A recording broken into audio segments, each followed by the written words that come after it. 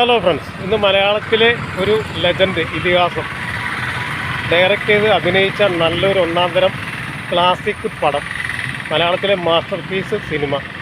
പടത്തിൻ്റെ പേര് ചിന്താവിഷ്ടയ ശ്യാമള.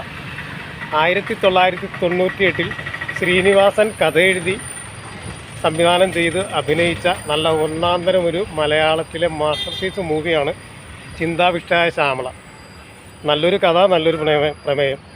ഈ കഥ ശ്രീനിവാസൻ്റെ അധ്യാപിക വടക്കുംനാഥ ക്ഷേത്രത്തിൽ വെച്ച് അവരുടെ മരുമകളെപ്പറ്റി പറഞ്ഞ കഥ നേരെ തിരിച്ച് വിമർശകനായ ശ്രീനിവാസൻ അദ്ദേഹത്തെ വെച്ച് ആ കഥാപാത്രമാക്കി, പുരുഷ കഥാപാത്രമാക്കി, അതായത് മരുമകനാക്കി മാറ്റി കഥ എഴുതി ഈ പടം സംവിധാനം ചെയ്തു.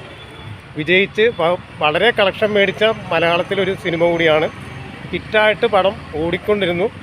എല്ലാ തിയേറ്ററുകളിലും ഹൗസ്ഫുള്ളായിട്ട് ഈ പടം ഓടി എന്നുള്ളതാണ് ഒരു വാസ്തവം.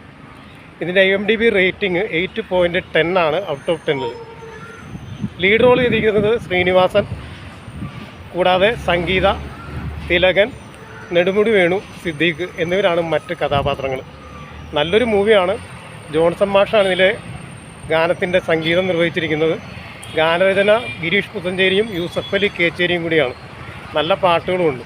അപ്പോൾ കാണാത്തവരുണ്ടെങ്കിൽ യൂട്യൂബിലും മറ്റു സൈറ്റിലൊക്കെ പടമുണ്ട്, ലഭ്യമാണ്, കണ്ടേക്കുക. നല്ല അടിപൊളി പടം. ജീവിതത്തിൽ ഈ പടം കണ്ടില്ലെങ്കിൽ മലയാളത്തിലെ നല്ലൊരു സിനിമ നമ്മൾ കണ്ടിട്ടില്ല എന്നാണ്. അപ്പോൾ കാണാത്തവരുണ്ടെങ്കിൽ കണ്ടേക്കുക. ഒരു ജനറേഷൻ ഉണ്ടാവും കാണാത്ത, അവർക്ക് വേണ്ടി കൂടി ഈ പടം റെക്കമെൻഡ് ചെയ്യുന്നു. Okay, by.